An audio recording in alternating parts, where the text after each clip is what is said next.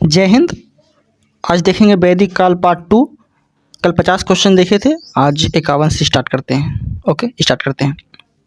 Question है मिलान करना है। ओके, तो समझते हैं ध्यान से। अथर्ववेद, अथर्ववेद से किससे संबंधित है? तो औषधियों से संबंधित है। अथर्ववेद औषधियों से संबंधित है। ठीक है। ऋग्वेद, ऋग्वेद किससे संबंधित है? तो ईश्वर की महिमा से संबंधित है। ईश्वर की महिमा से ऋग्वेद। यजुर्वेद किससे संबंधित है? तो यजुर्वेद जो संबंधित है वह है बलिदान विधि से। यजुर्वेद बलिदान विधि से। सामवेद संगीत से संबंधित है। ठीक है, फिर से मिलाते हैं। अथर्ववेद किससे संबंधित है? तो औषधियों से संबंधित है। ऋग्वेद ईश्वर की महिमा से संबंधित है। यजुर्वेद, तो यजुर्वेद जो संबंधित है वो बलिदान विधि से संबंधित है। ठीक है। और सामवेद तो संगीत से संबंधित है। ओके, आगे 52वां क्वेश्चन है चरक संहिता नामक पुस्तक किस विषय से संबंधित है? तो वह जो है चरक संहिता वो चिकित्सा से संबंधित है। ओके, देन आगे 53 नंबर, यज्ञ संबंधी विधि विधानों का पता चलता है किस वेद से?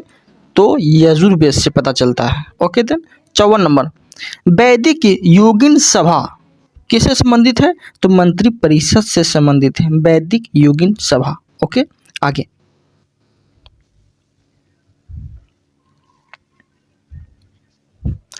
55 नंबर है वैदिक युग में प्रचलित लोकप्रिय शासन प्रणाली थी तो गणतंत्र की। ओके, सबसे प्राचीन वेद अगर बोलेगा आपसे तो ऋग्वेद। निम्नलिखित में से कौन भारतीय दर्शन की आरंभिक विचारधारा है? तो वो क्या है? तो सांख्य दर्शन की। 58 नंबर, सांख्य, योग, न्याय, वैशेषिक मीमांसा एवं वेदांत इन 6 भिन्न भारतीय दर्शनों की स्पष्ट रूप से अभिव्यक्त हुई है किस युग में? तो वैदिक युग में हुई है। ओके, आगे 59 नंबर क्वेश्चन है निम्नलिखित में से वह दस्तकारी कौन सी है जो आर्यों द्वारा व्यवहार में नहीं लाई गई थी? तो वो कौन सी थी? तो लोहार, लोहार, लोहारगिरी। ओके, 60 नंबर क्वेश्चन है, 60 नंबर क्वेश्चन है जो कि मिलान करना है। क्वेश्चन बोला गया है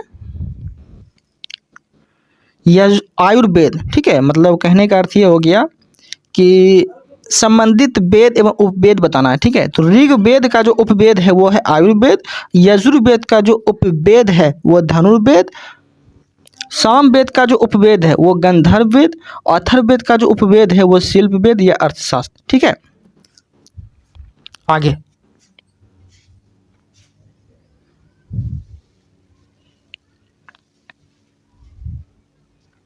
60 नंबर क्वेश्चन है ऋग्वेद के किन 6 मंडलों को वंश मंडल, गोत्र मंडल कहा जाता है? ठीक है, ऋग्वेद के किन 6 मंडलों को वंश मंडल या गोत्र मंडल कहा जाता है? तो दूसरे मंडल और 7वें मंडल तक।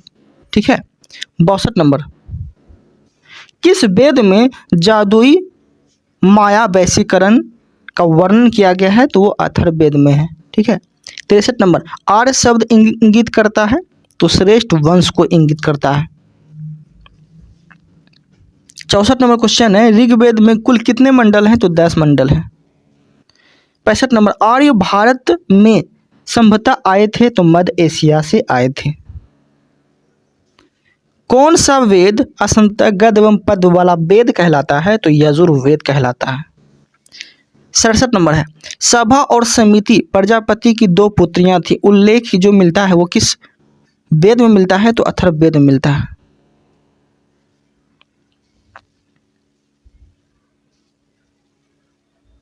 68 नंबर क्वेश्चन है ऋग वैदिक युग की प्राचीनतम संस्था कौन सी थी? तो बृहदत्त। ब्राह्मण ग्रंथों में सर्वाधिक प्राचीन कौन है? तो शतपथ ब्राह्मण। गोत्र व्यवस्था प्रचलन में कब आई? तो उत्तर वैदिक काल में गोत्र व्यवस्था प्रचलन में आई। 71 नंबर क्वेश्चन है अनुलोम विवाह का अर्थ होता है? कहने का अर्थ यह हो गया लोम विवाह जो होता है वो किस में होता है? तो उच्च वर्ग का पुरुष और निम्न वर्ग की अगर नारी है तो उसे अनुलोम विवाह कहा जाता है। 72 नंबर, प्रतिलोम विवाह किसे बोलते हैं? तो उच्च वर्ण की नारी हो और निम्न वर्ग का अगर पुरुष हो तो उसे प्रतिलोम विवाह कहा जाता है। ठीक है। वैदिक युग में यव कहा जाता है, तो जो को यव कहा गया है। व्रीहि शब्द किसके लिए इस्तेमाल किया गया है? तो चावल के लिए।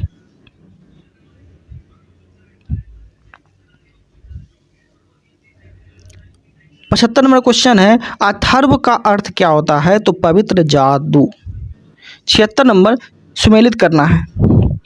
क्वेश्चन है कि शिक्षा से संबंधित अगर बोलेगा तो वो कौन है? ध्वनि शास्त्र। ठीक है। कल्प सूत्र से संबंधित अगर शास्त्र बोलेगा तो कर्मकांड। निरुक्त से संबंधित बोलेगा तो शब्द व्यक्ति शास्त्र, भाषा शास्त्र। ठीक है। छंद से बोलेगा तो छंद शास्त्र। 77 नंबर देखते हैं। क्वेश्चन है, प्राचीनतम व्याकरण अष्टाध्यायी के रचनाकार कौन है? तो पाणिनि है।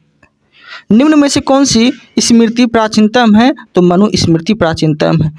आदि काव्य की संज्ञा किसे दी जाती है? तो रामायण को। रामायण को आदि काव्य की संज्ञा दी गई है। सबसे प्राचीनतम पुराण बोलेगा तो मत्स्य पुराण। ऋग्वेद में सबसे पवित्र नदी अगर बोलेगा तो ऋग्वेद में जो पवित्र नदी है वो सरस्वती है। वैदिक समाज की आधारभूत इकाई क्या है? तो कुल या कुटुंब।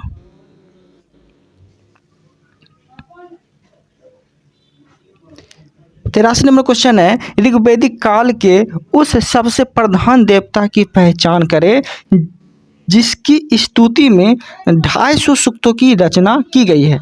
तो वो देवता का क्या नाम है? तो वो इंद्र के बारे में बोला गया है। किस वेद में सभा को नरिष्ट अर्थात सामूहिक वाद विवाद या अनुल्लंघनीय कहा गया है? तो किस में कहा गया? तो अथर्ववेद में कहा गया है। 85 नंबर क्वेश्चन है, किस रचना में नारी को सूरा पाशा के साथ 3 प्रमुख बुराइयों में शामिल किया गया है? तो मैत्रेयनी संहिता में।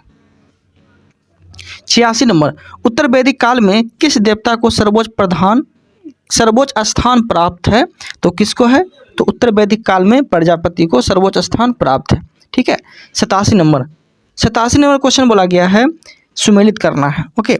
तो राजसूय जो यज्ञ होता था वो किसके लिए होता था?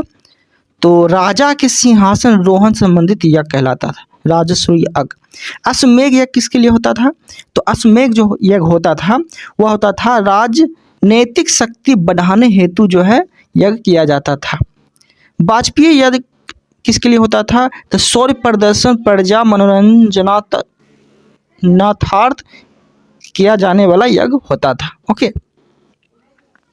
88 नंबर क्वेश्चन है, आधुनिक नाम बताना है। ठीक है।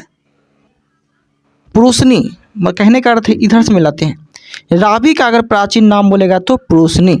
ठीक है। सतलज का प्राचीन नाम बोलेगा तो शतुद्री। चिनाव का प्राचीन नाम बोलेगा तो अस्कनी। व्यास का प्राचीन नाम बोलेगा तो विपाशा। ठीक है। संस्कारों की कुल संख्या कितनी है? तो 16। 90 नंबर क्वेश्चन है। 90 नंबर क्वेश्चन बोला गया है, ब्रह्मा विवाह किसे बोला जाता है? तो समान वर्ण जाति के विवाह को ब्रह्मा विवाह बोला जाता है, जो कि आज के समाज में यही होता है। ठीक है। देव विवाह किसे बोला जाता है? तो पुरोहित का परिश्रमक में मिले कन्या के साथ विवाह को देव विवाह बोला जाता है। ठीक है। आर्ष विवाह किसे बोला जाता है? तो कन्या मूल के रूप में एक जोड़ी गाय और बैल का चुकाकार किया गया विवाह कहलाता है। ओके। आर्ष विवाह। ओके। प्रजापत्य विवाह किसे कहा जाता है? तो बिना दहेज का विवाह प्रजापत्य विवाह कहा जाता है। ओके। 91 नंबर देखते हैं। 91 नंबर क्वेश्चन है, गंधर्व विवाह किसे कहा जाता है? तो गंधर्व विवाह किसे बोलता है? तो प्रेम विवाह को ही गंधर्व विवाह बोलते हैं। ठीक है। असुर विवाह किसे बोलते हैं? तो असुर विवाह किसे बोलते हैं? तो कन्या को खरीद कर किया गया विवाह जो है असुर विवाह कहलाता है। राक्षस विवाह किसे बोलते हैं? तो राक्षस विवाह बोलते हैं जो प्रजाचित राजा की कन्या या अपहरण की गई कन्या से अगर विवाह कोई कर लेता है तो राक्षस विवाह कहलाता है। ठीक है। 50 विवाह किसे बोलते थे? सोई हुई महिला में कन्या को गुमराह कर, मानसिक रूप से अवस्था कन्या को गुमराह कर उसके साथ किया गया विवाह 50 विवाह कहलाता है। 92 नंबर 92 नंबर क्वेश्चन है कि 3 ऋण में शामिल नहीं है। ठीक है, 3 ऋण में शामिल नहीं है, तो मातृ ऋण जो है 3 ऋण में शामिल नहीं है। 93 नंबर ऋग वैदिक काल में संबंधित मृद भांड संस्कृति थी, तो गेरु वर्णी मृद भांड संस्कृति संबंधित थी। ठीक है। 94 नंबर क्वेश्चन बोला गया है कि उत्तर वैदिक काल में संबंधित मृदभांड संस्कृति थी, तो चित्रित धूसर मृदभांड संस्कृति संबंधित थी। ठीक है। 95 नंबर हरियाणा प्रांत में चित्रित धूसर मृदभांड किस स्थल हरियाणा प्रांत में चित्रित धूसर मृदभांड स्थल किस स्थान पर हाल ही में किए गए उत्खननों का प्रकाश में आया है, तो वो कौन था? तो भगवानपुर मृदभांड। 96 नंबर क्वेश्चन बोला गया है प्राचीनतम विवाह संस्कार का वर्णन करने वाला विवाह सूक्त किसमें पाया जाता है? तो वो पाया जाता है ऋग्वेद में पाया जाता है। ठीक है। 97 नंबर ऋग्वेद में अघन का उपयोग जो किया गया, अघन शब्द का उपयोग किया गया है, वो किसके लिए? तो गाय के लिए किया गया है। ठीक है। 98 नंबर क्वेश्चन देखते हैं कि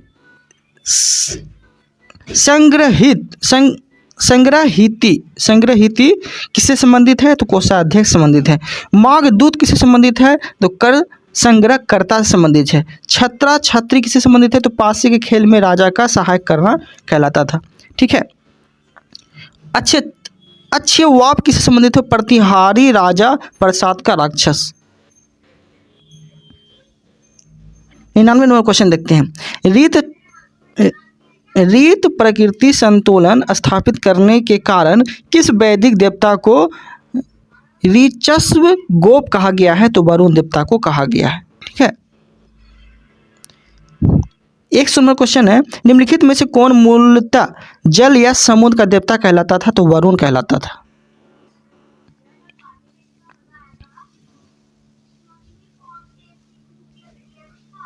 101 नंबर क्वेश्चन देखते हैं। 101 नंबर क्वेश्चन है कि 3 कर्मों पगों में तीनों लोक को माप लेने के कारण किसे उपक्रम कहा गया है? तो विष्णु को उपक्रम कहा गया है। ठीक है। अब देखते हैं, मिलान करना है। ओके। विवाह का देवता पूषण, पशुओं का देवता रुद्र, जगत का देवता धोष या धो, देवों की महान माता अदिति। ठीक है। 103 देखते हैं।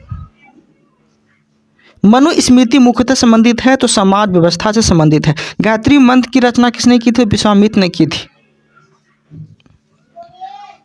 अवेस्ता और ऋग्वेद में समानता है। अवेस्ता किस क्षेत्र से संबंधित है? तो ईरान से संबंधित है।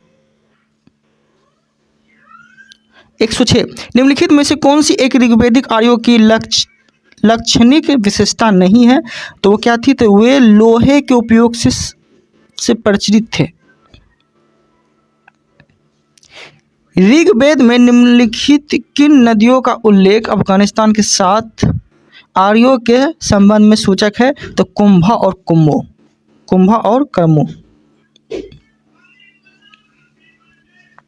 8 नंबर क्वेश्चन है धर्म तथा ऋतु भारत की प्राचीन वैदिक संस्कृति एक केंद्रीय विचार का चित्रित करते हैं। इस संदर्भ में निम्नलिखित मथनों पर विचार करना है। ठीक है। तो इसका आंसर हो जाएगा 1 और 2। 1 में क्या बोला गया है? धर्म व्यक्ति के दायित्वों एवं स्वयं तथा दूसरों के प्रति व्यक्तिगत कार्यों की संकल्पना था। ठीक है। 2 नंबर बोला गया है रीत मूलभूत नैतिक विधान या जो सृष्टि और उसमें अंतर्निहित सारे तत्वों के क्रियाकलापों को प्रचलित करता था। 109 नंबर देखते हैं आर्यों के आर्कटिक होम सिद्धांत का पक्ष किसने किया था? तो बीसी तिलक ने किया था, मतलब बीजी तिलक ने किया था। 110 देखते हैं। 110 में बोला गया है मिलान करना है। ओके, कुंभा, कुंभा किसका आधुनिक नाम है? किस नदी का आधुनिक नाम है? तो काबुल का। ठीक है। पुरुषनी किसका नाम है? तो रावी का। सदा नीरा किसका है? तो गंडक का। शतुद्री किसका है? तो सतलज का। ओके देन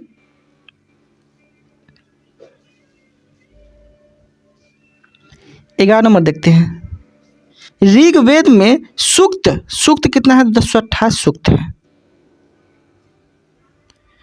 12 पूर्व वैदिक आर्यों का धर्म प्रमुखता था तो प्रकृति पूजा और यज्ञ से। 113 देखते हैं पतंजलि कौन था? तो पतंजलि जो था वह कौन था? तो पतंजलि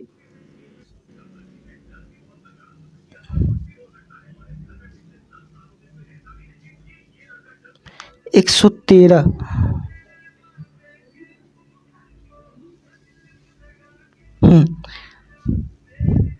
113 का आंसर है पाणिनि के संस्कृत व्याकरण